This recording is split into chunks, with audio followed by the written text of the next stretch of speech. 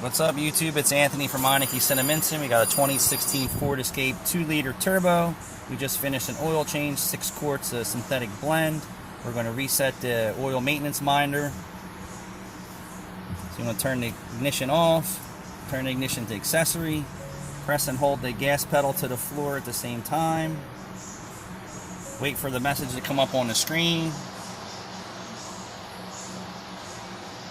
And it says oil reset in progress. Just leave it there until it's done.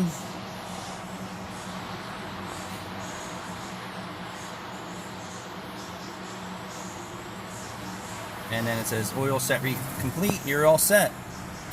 Thanks for watching.